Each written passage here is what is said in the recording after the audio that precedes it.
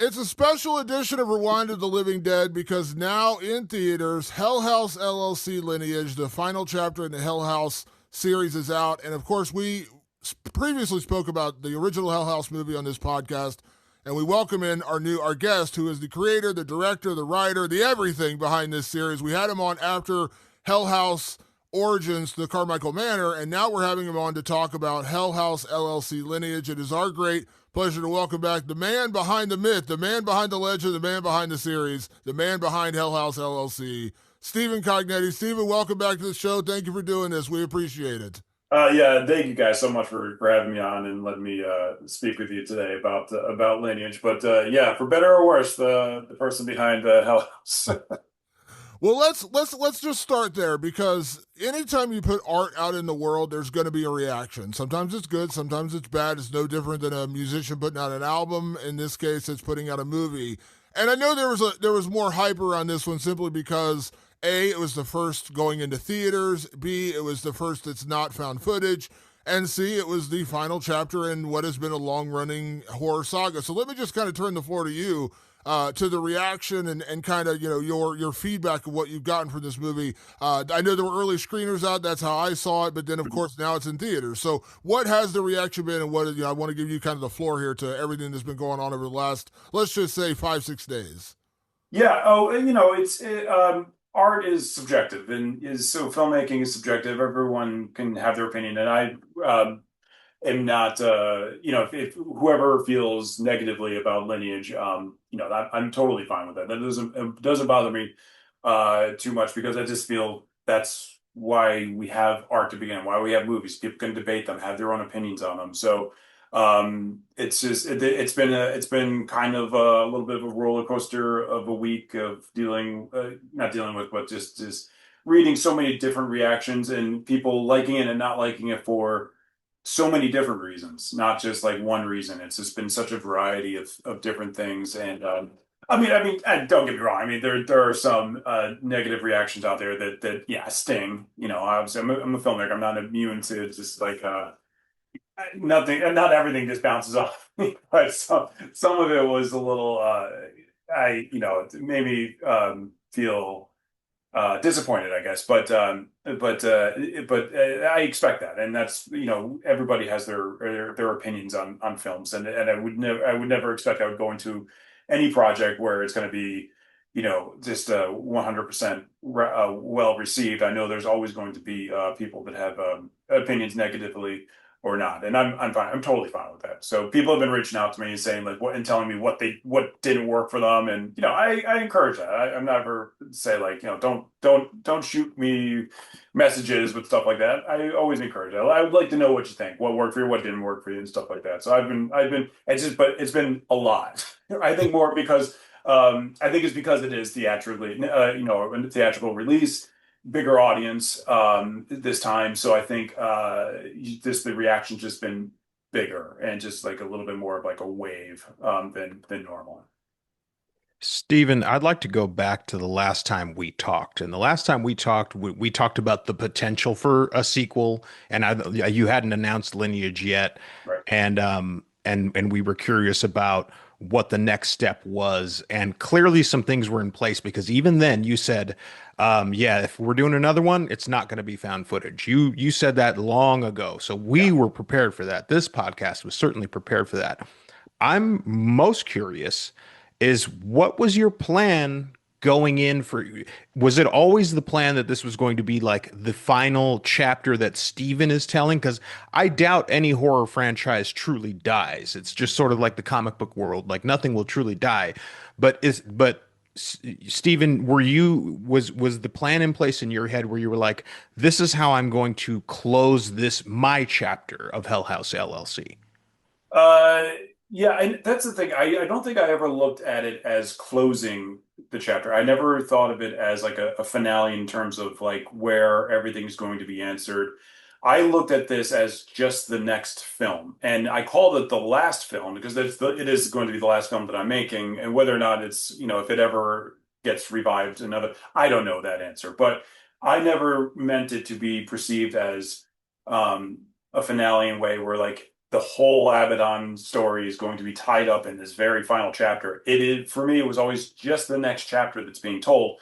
And yeah, and that's why it does have an open-ended storyline. Some more mysteries are opened up, just because there is, I think there is more to tell in this. It's just I can't make these movies anymore. So that's why I was just like, this is going to be my last entry into it. Not necessarily closing entry where everything gets closed, the storyline, where there's nothing else to come after that. I never intended to wrap up things. And I've made that clear. And I think a lot of people might have been surprised by that because they thought they were a little shocked that something that was supposed to be final had such a cliffhanger, had such an open-ended storyline to end it. But I also think that that's also, for me, I think that's fun in a way because it's kind of open to interpretation and where, if whatever comes next, if nothing comes next, it's kind of like you can draw some conclusions based on what you've seen from the previous films and make it makes and draw your own conclusions about what the ending scenes, what they meant, and everything like that. But I never intended it to be like this is it, we're wrapping it up here. Can I ask, Stephen, because going back, and we may have had a bit of a chat of this when we had you on the show before, so I certainly don't want to repeat a question, but I am curious because we talked about Hell House LLC, the original one, how creative and fun and just terrifying that movie was.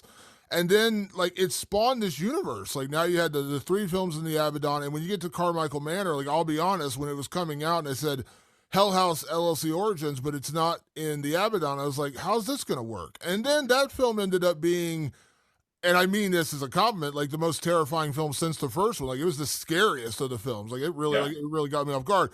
Can I ask, like, when you started this all these years ago and you made Hell House LLC, like, was there always an overarching story in your mind, or was it like the success of that film was like, oh wow, we have to create a story? Because I always remember Lost, like when they made Lost, the TV show, they made it, they had all this mythology, and then Damon Lindelof was like, yeah, we really didn't know exactly where we were going, so we had to kind of like land that plane. So was there always a bigger story in mind, or did it develop as the sequels developed? It's a little bit of both. I think there has always been some story there, but there's that I would have always hoped to have developed, and obviously I've gotten the chance to develop.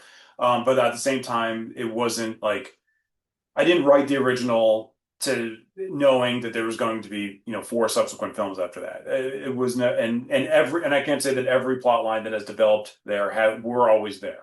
Though there are some things that were developed over time, and then there's some things that were there from the get-go, and some ideas that I said, hey, if I ever get fortunate enough to make a sequel to this film, there are parts that I would like to dive into more. So I think it's like a little bit of both, where there was more story than what you saw in the original that I hope to explore, but then there was also more story that developed as I got into writing 2, 3, and then Origins. When I wrote Origins kind of came because I had written out after the third one, I had written out an entire backstory to Patrick Carmichael, his time at the Abaddon Hotel as an employee, more about the cult in the '80s. I wrote 120 pages worth of cults. '80s hotel stuff that I thought was really cool. Could never make it because it was, we just don't have a budget to make an '80s living in the '80s in the Abaddon Hotel kind of movie. But I used that story to draw on the plot points in Origins. So picking pieces of what we saw in Origins from that 120-page script that I wrote about the Abaddon Hotel. So you see those little bits of story pieces pop in there. Everything about Beverly, Patrick, the Clarksburg Fair and everything like that. That was all written about probably in 2019. That story was there for a while, but just obviously never conceived of from the original when I was writing the original. Was there ever a pressure as a filmmaker to start delivering on specific storylines or lore as the sequels progressed and got more attention from fans, and those fans start to latch on to certain characters and certain lore? Did you ever feel a pressure, like with each subsequent film, to deliver on certain storylines? Yeah, and I wouldn't call it pressure. I would just say desire to want to address certain things. What can be addressed, and I would say it's like one of my favorite shows ever is Lost, and I think that's always one that will go down controversial of like what they decided to answer and what they didn't. And for me, maybe I loved their finale. I Like did too. I still tear up when I think about it. It was a perfect send off. But um, and so but it was, hearing it was great. It was a growing fan base, and I was hearing a lot about people responding to all the mysteries that were brought up and the storylines, and I think it was always inspiring to hear people chime in and write to me, or write on Facebook groups about what they think each thing is. So I loved hearing fan theories, fans wanting to know more mystery. So to me, I didn't feel pressure. I felt like inspired to get into the writing and try to deliver as best can what I can answer, what I can't answer. But there are certain things I wanted to answer so bad, but I knew I couldn't because of our budgetary restrictions. There's just some things that can never be, like, people. There's been so many questions for people about, like, doing more in the Rockland County Fair and Totally Nicole in the '80s, and I've always wanted to do that, and it's just like cannot happen because I mean, like, these movies from the original on to even now Lineage, the budget is, it's the coffee budget of bigger budget films. Like, that's what we, so there's really only so much we can do. I would have loved to have tackled more. There's things that I did not tackle that I would have loved to but couldn't. And then there's things I tried to zero in on because I wanted to, and I know we could. And then I also knew that it was like questions that fans had. So, like, there's a lot of things that what I'm trying to say is it was never pressure. It was more inspiration, just to really, I loved fans jumping in and giving me their feedback and having those questions and then trying to piece together myself, what can I answer and what can't I answer. That's what fun about it. I loved writing. I loved the writing process and figuring out what we can do. And was there a moment in there where you actually changed course on storylines? Is there an example you can give? Yeah. I mean, 100%. I think even this one, I guess if there's an example, I'll give it in Lineage because that's the latest film. And it's pretty much what we're here to talk about. Um, the first draft of Lineage was very ambitious to a way where I knew I was like, nope, definitely can't film this. And um, one of the things, because I've always wanted to live in the Rockland County Fair, but I wasn't going to do it in the past in this one. I was going to do it in the first draft, at least. I was going to do it present day. And the only thing that survives from that first draft was when the character Tom uh, says on the phone, like, I'm battling the town council. Half the town council wants to reopen the town fair, but in the first draft they did, and they're prepping to open it, and it's getting ready to be open. And so a lot of the movie the first draft of this Lineage was going to take place within the Rockland County Fair. The organization of it, things getting set up, them getting set for their opening night, kind of paralleling Hell House's opening night. Like, a lot of warnings, we should not be opening this fair. And it was really, and then I realized, I'm like, this is a little too ambitious to do, and I just, there's just absolutely no way, without, it was just going to look horrible if we tried to do it on such a micro budget. And so I kind of but it was what we did. What I did love is that we had that opening scene at the Rockland County Fair, and the fact that we were able, like, you got to be smart with your budget and write what you know you can shoot. And so while I always wanted to have a movie that lived more in the fair, what I did in this one was just do whatever we could budgetarily, which was just to have kind of like a single scene from the fair. But obviously this one would have been in the '80s or the '90s. '93 was what it went when it was. But so I love that scene. I love being able to at least touch on the fair a little bit in the past. But the whole storyline, a lot of storylines. The first draft of every single film has changed, but the first draft of Origins, Margot and Rebecca were opening up a bed and breakfast in the Carmichael family home. It wasn't, they weren't Netsuits. I mean, that's the draft process that comes out. Like, when I write the initial, what I wanted to do was have a haunted house story to take place in the Carmichael family home. That was the genesis of the idea of, and then how you get to where we got is just the draft process. And I love where we finally got. But the original storyline, like who Rebecca and Margot, that evolved over the draft process, and then Lineage evolved over time. And that was mostly just like, what can we do budgetary wise and what can't we? And we can't do the fair. I always wanted to, and I get that a lot online. Like, well, can we do the fair? And I would love to do that, but it's just, we don't even have the money to do what we did. We did what we did on little on little money because the people I work with are just so good at what they do. So, but it wouldn't work if we tried to do anything bigger. It would have been tough. So, Stephen, when we had you on before and we talked about the future of the series and we talked about, doing a straight up film and moving away from found footage, and we were fascinated by that prospect, and I knew you were kind of excited to do that. But I imagine, and I'll just hit you with this now, probably the biggest question I've gotten over and over and over is, why go away from found footage? I don't. You probably been hit with that question a million Oh yeah, times since yeah, Lineage came out, and I've always said, like, I like found footage, but I feel like it does kind of hamstring you a little bit in terms of, like, narratively where you can go, because you have to have a reason for them to be filming everything. And there's some things in Lineage, like just Vanessa walking by the house and the clown mannequin. Like, where would that be filmed in a found footage movie? Like, where would you what reason would she have to be on her phone, or you know what I mean? So I imagine that's been probably some of the so, like, just for the fans out there, like, going away from found footage for this final chapter, because that's probably the question we've got the most. yeah. Why did he go away from found footage? You're right. And I've seen that so much too. Like the people, I think the majority, as I said, there's so many different reasons why people liked or didn't like it. And I think the majority of people that came down negatively on it from a point of like, why wasn't it found footage? And I've always said I get that because I personally love found footage. So anyone when I announced that it wasn't going to be found footage, and there was some backlash online about that, I was never angry at people's reaction. I understood the reaction because found footage has such a special place in people's heart. It has a special place in my heart too. I love found footage films.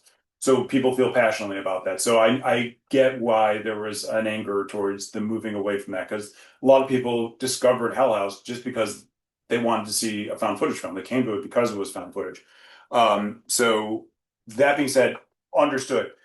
The move away from it is really because I made four found footage films previously, and I just feel like that was enough. I did not want to make another found footage film, but I wanted to tell more story, and the story that could not be told in the found footage format at all. And then I felt like if I was going to tell a fifth found footage movie, then the story was going to be so it was going to start, the story was going to work backwards. It was going to be like, okay, how do I justify cameras here and here instead of really just organically going with story?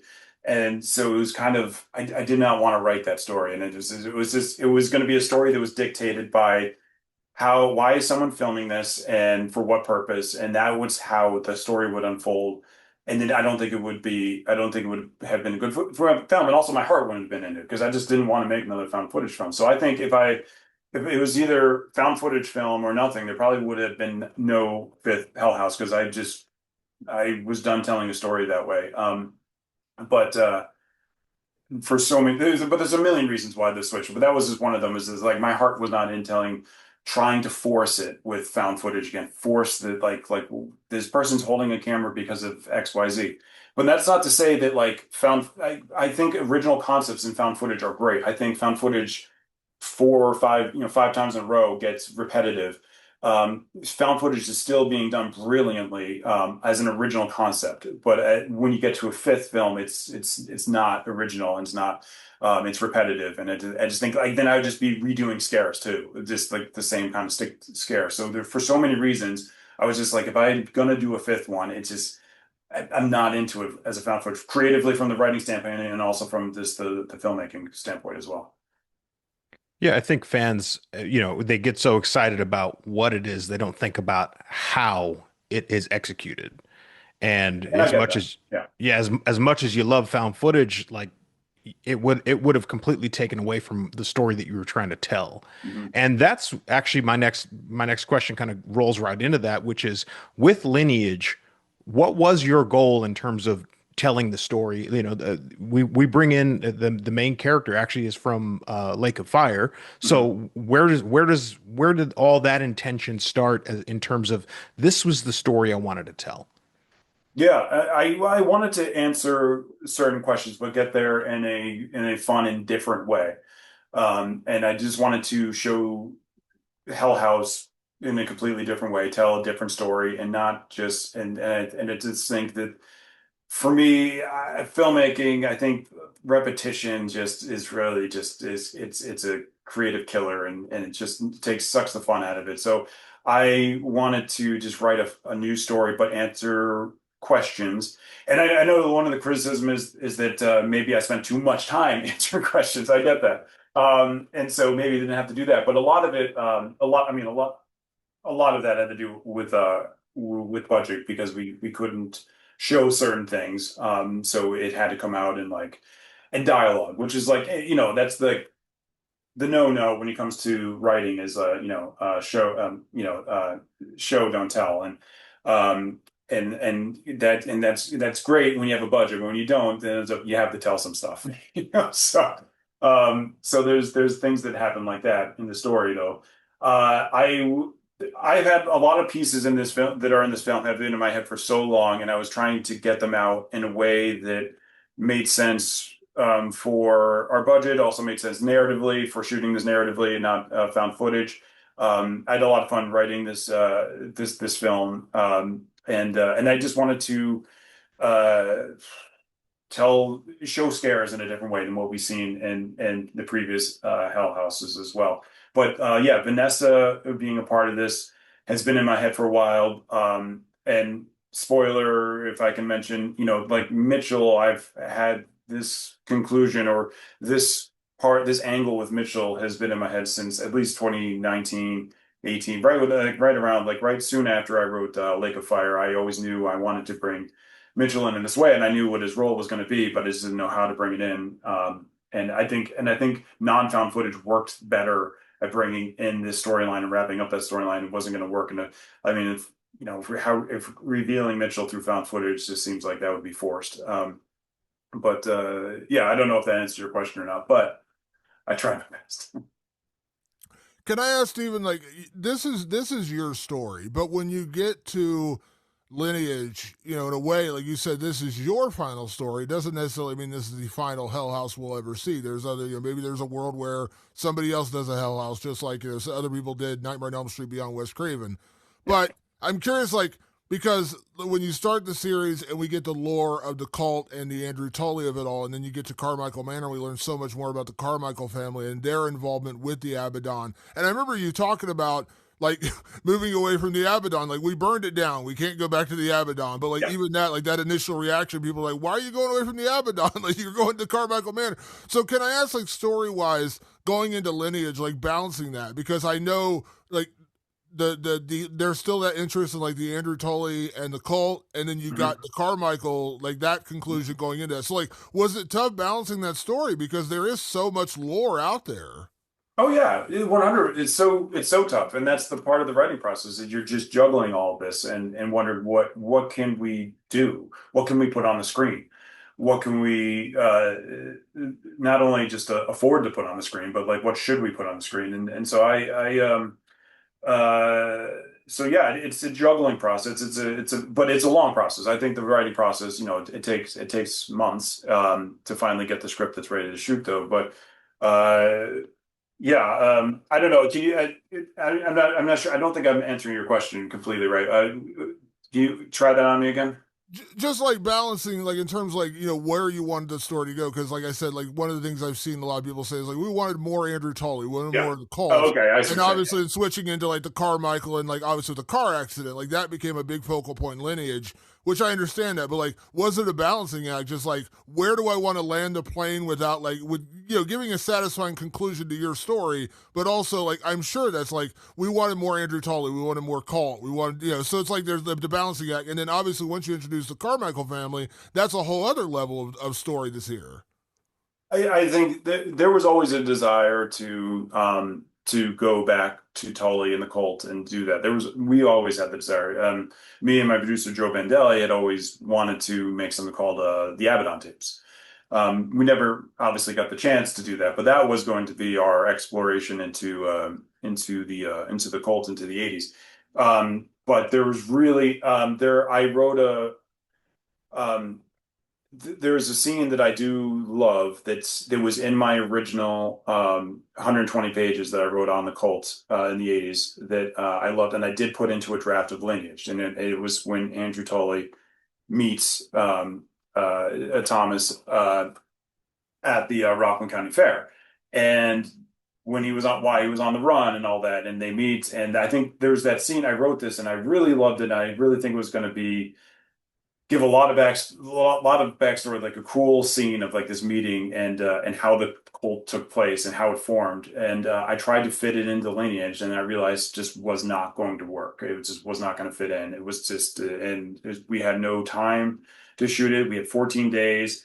How was I ever gonna? It was gonna have to be in a completely different location. We were gonna have to drive and then just make. It's just so like decisions like that get made. So that really cool scene that I've been wanting to tell since I wrote it in 2019, I finally thought I was going to be able to shoot it in Lineage, and then it ended up, getting tossed aside just because we can't do it. So there is like any fans that say like we wish there was more Tullys, like so do I. And I would love to have done that in this film. And when I wrote Lineage, and I knew it wasn't a conclusion. I knew we were going into it was not a conclusion. But I also knew that I was not going to make another film. So I wasn't saying like that's it. There's no Hell Houses. Could it be? Could more be made? Sure. I also have thought about the idea of novelization and graphic novels and things like that to flesh out what's already there, but also then to finish the story the way I really want to, because then I don't have to worry about a budget. I can tell everything is the way it's supposed to be. The whole thing with the Colts and everything with the Rockland County Fair, and ended in the grand style that I really wanted to. And but just couldn't. So there could be more to come. So when I say that's it and finished, I didn't mean the story was going to be wrapped up and finished here, nor did I say that nothing was ever going to come of Hell House ever again. Just the way I've been making these films and the way we've been producing them every like couple of years, that model is completely, it doesn't work well. And I just can't make movies that way. And it's been very tough. And so I just knew that this was going to be the last for me. But and you said like, and you just stole my next question, which is there is a world where we get more Hell House story, maybe just in a different format, like a book or a graphic novel. No, I've said that. I was like, you said the 120 page, your 120 page about the call. I'm like, ooh, I really want to see that now. Like, I really, I really. No, I know.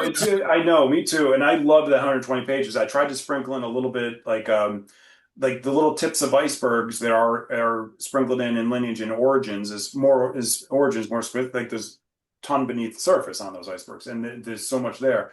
And also after this. So, so yeah, I think that would be cool. That would be a great idea. Something to explore down the road. Another way to present the story, fill in the backstory, and to go forward as well. It might have to be a different medium, if not film, which is I think would be very cool. And I just want to emphasize something that you said in there that may have gotten lost to listeners. Because obviously we try to be a filmmaker forward podcast. You made Hell House LLC Lineage in 14 days. Yeah, You shot it in that was your schedule, 14 days. 14 days. Yeah. That is almost impossible to make. I saw a brilliant film that was shot in 9 days. It was three people in a room. Okay. Yeah, yeah. You guys are traveling to different locations, different setups. I think people that are listening to this and that are tuning in and going, why didn't you do this? Why didn't you do that? Why don't you try to make a movie in 14 days and see how it goes, folks? Yeah, That is a very, very big task, and that's no small feat that you achieved it at that quality, at that level and quality that you did, because 14 days is an impossible ask on most occasions. Yeah, I know, but I also think it's not on any fan of the franchise to have to worry about how we make it. So I don't want to use that as an excuse to why we couldn't do this. So. It's not about excuses, it's about context. Yeah, no, right. Yeah, it could be about contest, but I still like anyone who says, "Why I can't do this?" Like I understand. There's like, and that's always what breaks my heart the most is when a fan it was disappointed, because for me this is only being made because of the fans. The fans are. It's just been so cool to just have fans of the series to begin with. So I always get disappointed when I hear that there was something we didn't do story wise that they were hoping that it just didn't happen, because they're invested. And I think the hardest thing to do as a filmmaker is to get anybody invested in your story. And so when you finally get someone invested in your story, you don't want to disappoint them. So that's too bad though. But the only reason it can happen in 14 days on a shoestring budget is because, you know, like Joe and I have been so fortunate just to have this an amazing crew. You know, and Joe himself has been a great producer, and who we work with, and you know, Brian Keenan's cinematography, his whole team has been we're just amazing, and Sophie Schneider, she did a wardrobe and production design with you know with Jolene and Grace as well as her help. And she like these departments are tiny. They only have like 2 people to work under them. I mean, each department, but they're so good and so dedicated and so talented that like no matter what the time constraints we have, the budgetary constraints, everyone put in their best effort to make it as good as possible. And I think that paid off a lot because I love the look of Lineage. I think the Lineage came out looking exactly as I was hoping it would look, and that's because the crew was just awesome. I know you mentioned earlier about the cliffhanger because I know that's been a lot of people like. So it's funny because like the big reveal with Vanessa and Mitchell, as we are in full spoilers, you mentioned you had that idea from years ago, bringing that in, and then when the end of the movie comes, like there is that hanging thread, like where there is that cliffhanger. And it's funny when you said like this is my last Hell House story, but not necessarily the last Hell House story. And it reminded me of how many Friday the 13th are named like the final something or the last something. It kind of so like for people who are like, why did you leave it on a cliffhanger? It's safe to say like that was purposeful. Like this wasn't meant to be like when you say final, everyone's like, oh, this is it. This is the last Hell House we'll ever get. It's not necessarily that. This was just your ending to this. Is that fair to say like this is the end of your version of the story and the cliffhanger was purposeful? I would say I wouldn't say it was the end of my like the I do think if there's a story to be told, I will tell it because I do have everything in my head still. It's just, you know, I just don't think it's going to be me that tells it, but I think I will you know, if not write it in a different medium, will impart it onto someone else perhaps. But yeah, this was the last movie in the series that I'm making, but not the end of this because I mean obviously you've seen Lineage, you know that there's more, and so that would not be fair. It is not fair to say it's completely over, never to be done again, have fun with that cliffhanger. That's not fair, that's not fun, that's not nice. But I just know that I can't make the next film, and I don't know if it will happen or not, but I just know the next film can't even be made on the budget we've been working on either. That's why I'm saying it's like probably won't get made, um, just because I don't think the formula is going to change. There's never going to be any budget there, and that's you know that's proper to tell this to finalize the story the way it's really meant to really give that conclusion that everybody would want. Something it would because I think the way to end Hell House for good, it would just have to be fucking epic and awesome and bigger and just fucking knock your socks off at every turn and just but you can't do that with our formula. We can only do so much. So I wrote this one for what we can do, and also I mean like listen, I think there's a lot of things in here I wanted to do, budget or not. There's a lot of creative pathways that were taken in this film were not just budgetary. They were the way I wanted to tell the story. So it wasn't just only for that conclusion. I mean, the way we open the film, I love Act Three. I love everything in the Carmichael. That was in the original script too. That never changed because I really wanted an exorcism in this, and exercise a location was going to be fun for me. Because I mean I think you guys might know this about me. I fell in love with horror, and The Exorcist was one of the earlies. It's like my go-to. I just think that there's nothing like it ever again. Like, so it's like well, what's my version of it, of an Exorcist style story? So I did want that in the third act. And, and so like, there are things that were in the script and, you know, yeah, maybe we didn't have the budget to pull it up, but we still did it. And, you know, I think we all did a good job with you know, what we had. So, there wasn't things changed taken out totally. There were things that were purposely in there, and no matter what the budget was, that was the way they were going to be. And I would say that third act was definitely the way it was designed to be. Now our cross cutting would probably have been different. So instead of Vanessa putting together the clues at the end, cross cutting back and forth from there to everything that was going on in the Carmichael Manor, I think that was probably something that changed because of budget and what we can pull off with our limited time budget. The cross cutting was going to be more actually with things happening at the Rockland County Fair. So when I cut out the part, like a lot of this grand finale of the with that was going to be at the Carmichael and at the Rockland County Fair simultaneously, I did think about how that could play into a third part of the story, not necessarily a film. As I said, it was not, maybe not a film, but there is a story for what happens with Vanessa and Mitchell and the Rockland County Fair and the lonely house after this. There is more to that story. So that's why I would never call it the final chapter. There is more there. It's in my head. It's purposeful. It's purposefully written that way. I just don't know how or when or if it will ever be told, but there is more to it, and so yeah, that's the long answer. Sorry about that. I can bloviate. As No, you've seen my scripts, so you know I can bloviate a little bit. So Patrick.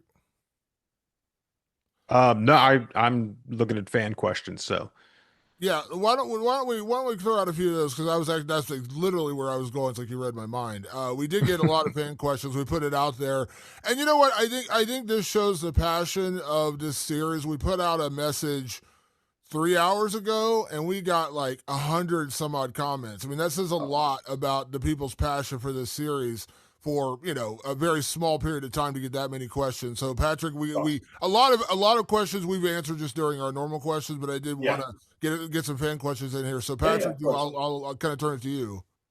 yeah, no, we actually answered a lot of those questions, and a lot of them have already Yeah, and I'm gotten their hoping they were strikers. satisfactory too. I know that there are a lot of questions from fans, and it's I'm hoping they're getting the answers that they want. But yeah, go ahead, please. Sorry to cut you off. Yeah, no problem. The Pretty Killer podcast, who are friends of ours, asked, I'm a fan of this one, and it has elements that remind me of certain movies and certain subgenres. Where did you draw inspiration for this film? I love this question because you are doing, a traditional narrative film here. Did you draw inspiration from other places to kind of craft the look and feel? That's interesting. I don't think consciously, I think subconsciously, I think I just said, I've always had Exorcist on my mind, and I always wanted to just have my own Exorcist in one of these movies, and I thought this was the perfect one to bring it into. But so I think The Exorcist is always an inspiration. But I would also say, and I've probably repetitive in this too, I think there's a little bit of inspiration from Lost in this. And then what I mean by that is like the parallels. One thing I had a lot of fun writing were the parts where we see the origins, found footage, the Rebecca and Margot found footage, but we see it from the third person perspective.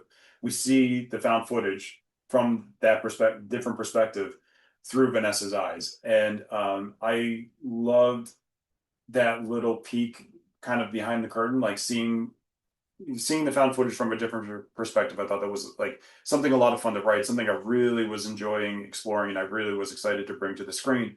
Those moments with Margot and Rebecca, played by Bridget and Destiny so brilliantly, and get and bring those elements back because there was traces of that there. Like when Margot and Rebecca wake up in the middle of the night, they hear the girl singing downstairs, and we see that little moonlight coming down the hallway. And that scene in Origins was just like an early subtle throwaway scene, but really when you see it from a different perspective, there was so much going on down in that hallway. There was someone now we know who was actually singing down there. We know who was haunting that hallway, and we saw it from Vanessa's perspective, and we just see that we see the haunting that happened in Origins from a different perspective, like that stuff like that. And I kind of feel like those kind of things like come from might be inspired by my love of Lost, because you see something from a different perspective, and you see islands in different times, and you see the Dharma Project from, in present day, but also from the past, and the film reels, and it's so I think there's a lot of that perspective thing. But on that note, on those scenes, one of them that didn't make it in the script, when I was doing showing some of those origin moments, but from different perspectives. One of the origin moments I was going to show was the scare with Chase, when the ball bounces down the hallway and then the clown's moving in the storage room. You only see the shadow on the wall. That's obviously a scare that I love, though. But I thought it was going to be creepy if we saw that from another perspective. We saw that from Vanessa's third person perspective, not the found footage perspective, but from the cinema camera narrative perspective, and actually Vanessa's seeing the movement of the clown, like walking, and then the clown looks at Vanessa, and then she's out of her dream, though. But just seeing, you know, things from a different angle, different eye, different perspective, is always fun for me. I like writing that way. I guess maybe that, and also there's a little bit of that in 825 Forest Road. Is there's different perspectives. You're seeing the same thing, but from a different perspective. So I guess maybe there's that's just the kind of writing I like, is just seeing something on the surface level, but when you see it from a different perspective, there's so much more. And so I think there was that's an angle I like to write from, and that's I brought that into Lineage. Inspired by anywhere, I don't know. I mean, I think it could have come from Lost, though, but I think there's a lot of cinema out there that's like that. It's just, it's non-linear. It's for me, that's the most fun. Yeah, Weapons was like that just recently. It, Yeah, it tells the exactly. same Exactly. story from different angles and they converge. So that makes total sense. Haley asks, why choose Vanessa and Mitchell being siblings? Is Mitchell dead or alive? Why wasn't it Alex instead? So that's some serious fan deep dive right there. Well, because Alex is dead. We saw him die. And he has the thing I like about Alex and the Hell House gang is that their story did have finality.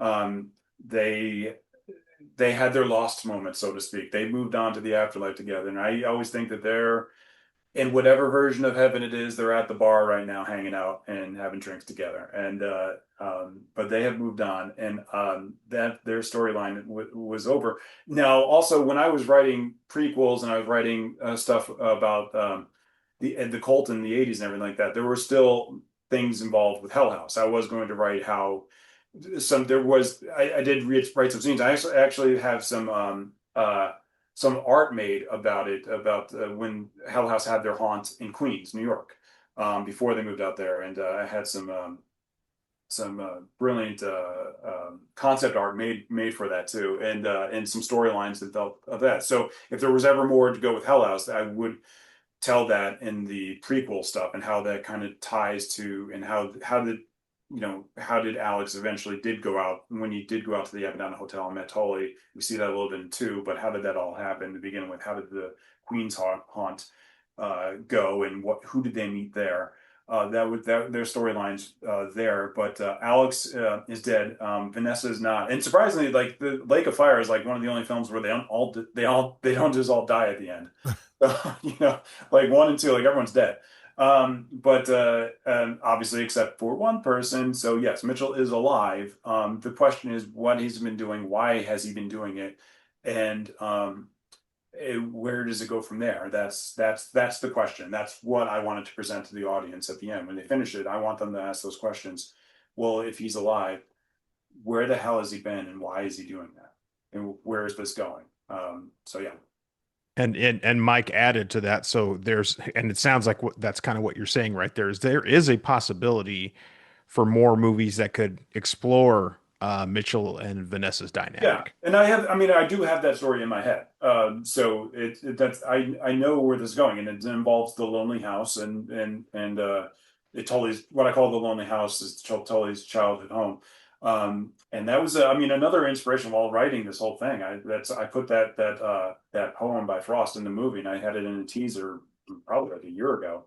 I dwell in a lonely house I know that vanished many a summer ago. That's like, when I read that, I was like, oh, that really just, that feels so much like this story, like this story that I'm trying to build about in Tully and where he came from, the lonely house that's still out there somewhere. It's Tully's house. It's where it all began. And I was so inspired by that poem, and not the entire poem, but that specific part from Ghost House. And the poem's name is Ghost House, but Robert Frost. But I just the lonely house as its own concept, and just imagining this abandoned house that's been there since the '60s, and what happened there, the story it could tell from Tully and his family, the death of his daughter, everything. It's sitting there. That story, that house is just sitting there abandoned, waiting to be found, and the stories that when it's found, what's going to be unlocked in there, just are they waiting there. I get inspired by that so much, and I love that so much. So that's why there was just brief glances of the lonely house and Tully's childhood home. We can't explore too much more of it in Lineage, but there is more to it. That kind of makes this question seem relevant here. Carolyn asks, why did Carmichael Manor go to Eleanor's family first as opposed to Arthur's? And where did Arthur end up after Lineage? Oh, that's such a man. That's a good question. Because I would just have to consult my notes, because I remember drawing a whole family tree of and like how why it's with Eleanor, and like who the siblings are. There is a reason why it was gone to Eleanor, but I haven't consulted those notes in so long. It's not fresh on the Yeah, top, but it's that's more big, like, it's like a legal thing of like who was left in the family and stuff. Like not anything. Trust me, like you're not missing anything too interesting on this answer. but the answer, Carolyn, is that there was a reason. It's Well, not yeah, it's yeah. not I at mean, like, random. yeah, Yeah. all these familia questions are written down, and I mean, like, listen, I whiteboard all the time. You can see, like, I have my whiteboard, I have some notes up there right now, but I just sit there sometimes, just jam away to classical music and just write notes to myself about these connections, and just try to formulate them, and get some background as much as I can. But that's a good question. But Arthur died at the end of Origins, and he was the body that Patrick drugged to out of the house and into the Carmichael Manor. I mean, to the Abaddon Hotel, and he was bringing him to the basement, and he puts on the clown mask, and he becomes the Hell House clown, and drags his body down as the sacrifice into the basement, as his way of paying his debt to Andrew Tully. And he missed out on the suicide, on the cold suicide, so he was not there. So he's trying to make amends for not being there, and wanting to embrace all of that was promised, and he felt like he missed out on it, and that was part of his own psychological breakdown throughout Origins, why he went to mass murder. Final question from Brandon. He asks, why less emphasis on Russell Wynn? Because I kind of feel Russell Wynn's story was touched on enough in Lake of Fire. There is, I mean, listen, there's connections with Russell Wynn and a car crash that he's had, and he suffered the scar, and then we know that someone else's family member in Lineage died in a car crash. So there is more there. I just, I can't touch on everything, I think, is the thing, but there are connections there. I think if anyone put it together, when Vanessa says, my mother died in a car crash in 2008, they might, if anyone's looking deep enough, you might see that there might be more of a connection there. So very interesting. Very interesting. Stephen, a couple things before we get you out here. I want to throw this out there, because when you do the original Hell House I know all these movies have been on a shoestring budget, but you said you had a grander idea in mind, but you just never know. Is it going to catch on? Are you going to get to make these films? And now you are 5 films deep. I showed it off podcast. I'll show it right here. Like, I have the Hell House clown mask hanging up right behind me. I have 2 Hell House t-shirts in my closet from Terror Threads. I was so excited when they started making Hell House t-shirts. I love Terror Threads. Yeah. Like, did you ever, like, for all the imagination you put and all the time you put in these films, did you ever imagine it would get here? Because I remember, I'm not kidding, we did our interview, and I think it was like that night or the next, I was like, I wonder if they ever sell the Hell House clown mask. And I looked it up, I was like, oh my gosh, they do. I ordered it, and now you see it where it is behind me. And then when Terror Threads came, like, is there like there's a certain level of achievement that like it got to this level to where now like people are collecting the clown mask, people are buying the T-shirts. Like I'm sure in your wildest dreams when you made House LLC, you're like that's not even in your thought process. Yeah. Oh, I mean, that's awesome. And I mean, what I said about the fans before, whenever I feel like a fan is disappointed, that hurts me because like that's all thrown to where you're talking about, where there's apparel, there's shirts, and there's masks because the fans dug the story enough to it generated enough buzz that we were able to make more movies and we were able to have some merch that tied to it. That is so cool. There's no the sense of achievement or anything. No, it's just there's never at any moment where I was kind of like, did it. No, and especially right now. So, but because as a filmmaker, you're always just looking towards your next film and just always just trying to make what's next and also do that what's right by the fans. So there's never really a dull moment in my head where I'm not just thinking about what could be done and what could we do better, do different. And Lineage was an attempt to do something different and tell the story, tell more of the story in a different way. And for better or worse, I know there's a lot of negativity about the direction. Though we had a lot of fun. I mean, the cast was amazing, the crew was amazing. I love Brian Keenan's cinematography.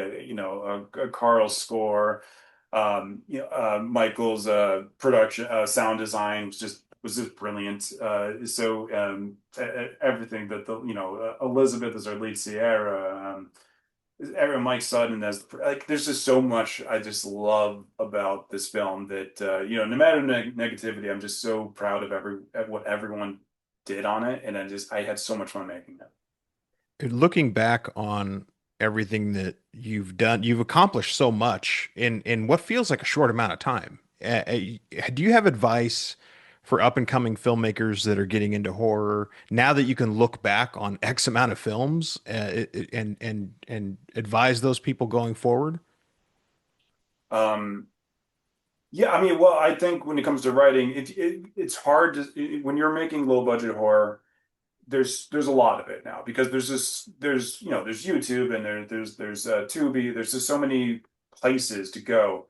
So you can get lost in the sea of things. It could be oversaturated. So you have to find a way to stand out. And when I wrote the original Hell House, I knew it was never going to be a theatrical film. I knew it was going to just be going on to streaming. So it was going to have to find a way to stand out. And I knew the way to do that. My hope was, my plan was to make it scary, and the scares would speak for themselves, and it would find an audience that way. And someone would just tell a friend, "Hey, I saw this movie. I thought it was scary. You should see it too," and go that way. That was the whole thing of writing the original, and so and also opening. I think what was fun for me when I was writing it what I like it when I see a movie, and what I wanted to do in the original was open with a mystery that engaged the audience. In those first 10 pages of script, you want and this goes for everything, not just for the original Hellas, I think for everything I try to write that's original, not a sequel, is that you want to open the movie with a fun mystery that would just get people. You got to grab people in those first few minutes because you're dealing everything's it's so oversaturated, and people could just click and go to the next thing. So in those first 10 minutes, grab them with a mystery. And I thought that was a fun way to open the original Hell House, was just presenting this mystery that, hey, a tragedy happened. Nobody knows why it happened. Let's explore it together. Let's go, audience. We're going to explore it together. And that was kind of like the thought process when I started writing that. So I would say that to anyone coming up, just try to find that hook early on. And if you're making an indie horror movie, make it scary. And because theatrical, you don't have to go to theaters, you don't have to have some big distribution plan. You just, because you can get on the streaming platform, you'll find an audience if you grab people and if you make it scary. So when you do this, and I know you've basically said like there has been mixed reaction, but that's going to be to anything. I mean, that's going to be any yeah. kind of art that's out there. And we mentioned Lost a couple of times. Is there some satisfaction in knowing, like, when you're landing the plane? Because I remember years ago talking to Kurt Sutter when he was doing Sons of Anarchy, And I was asking him about that because he was going into like the final season, the second last season, and I was talking about like the conclusion.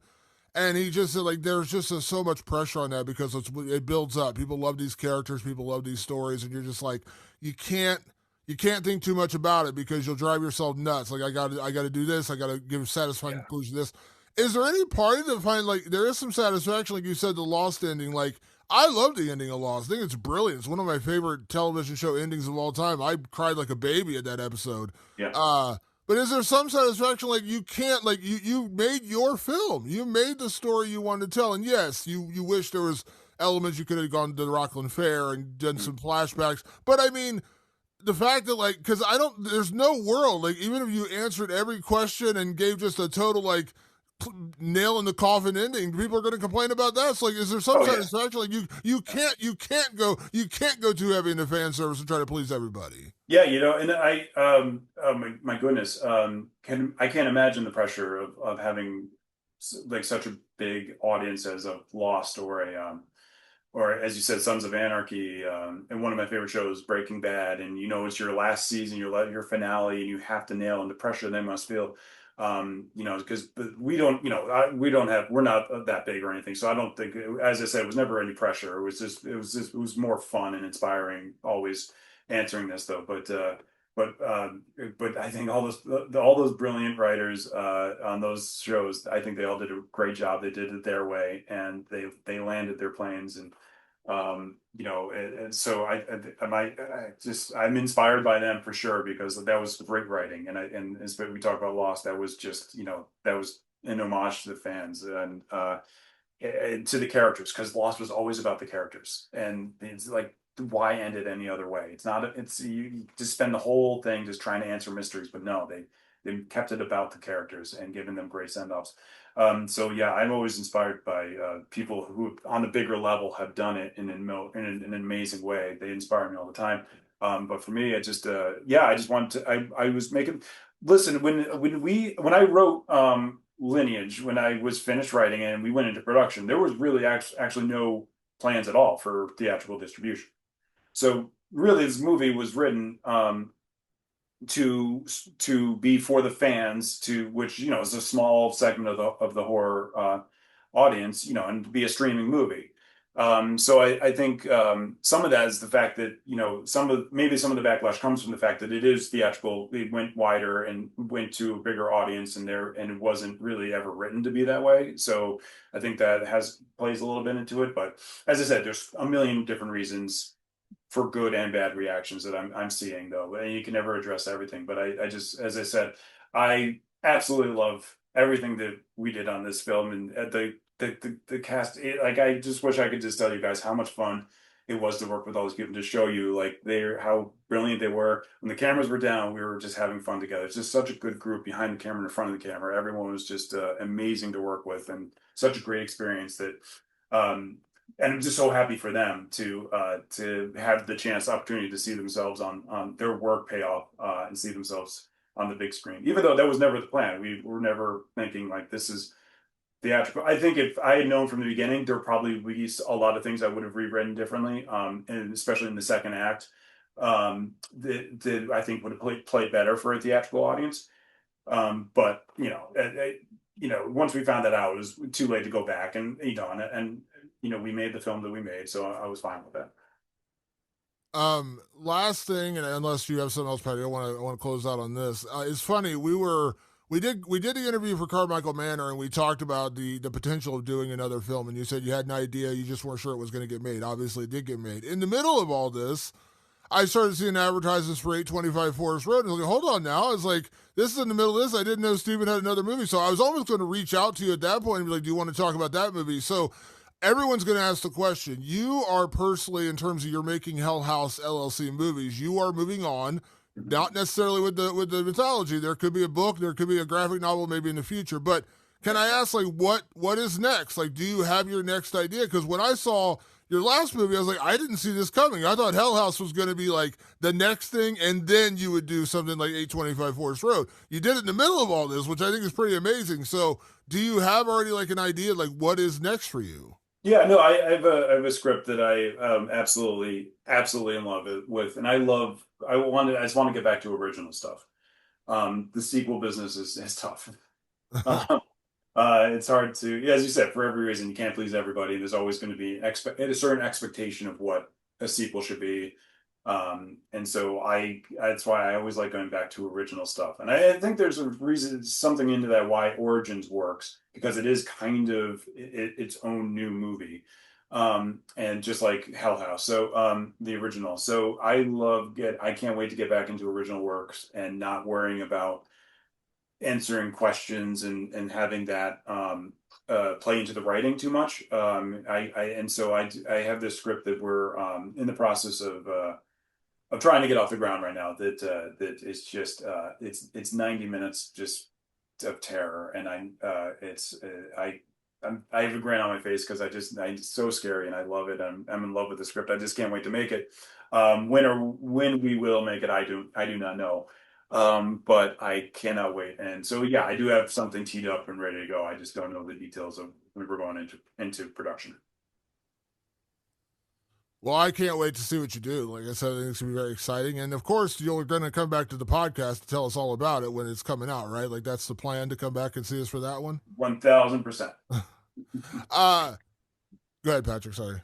I was going to say, just to thank you for coming to us and saying, "Hey, I want to talk about this with you guys." That Yeah. means a lot to us. No, and thanks for giving me the forum, because I don't like to, when I see so much banter online about something, something like Hell House, I don't like to just ignore it. I'm maybe because I'm a chatty person, I like to talk things through. And so I was very excited to say that get me a microphone. I want to address some of this, and thank you for you guys to being open and saying like, yeah, come on, let's do it. And getting some fans to ask some questions too is great, because I think those are pressing. The questions you guys asked, a lot of them I've seen myself too. So I'm glad I was able to. And again, if there's anybody listening to this that if there's something that wasn't satisfactorily answered, is that a word? I don't know if it is. Wasn't answered to your satisfaction. That's where the rewriting process comes in. You can hit me up on social media anytime. I read everything, and the good and the bad. So just always reach out to me. I'm always love hearing from people that enjoy Hell House, and if there's any questions you have, sometimes I just can't answer them because there's plans to, that would be a giveaway. If anything else was ever made, then it would be a giveaway. But I do try to answer anything I can, especially from fans, because I just appreciate them so much for always being there.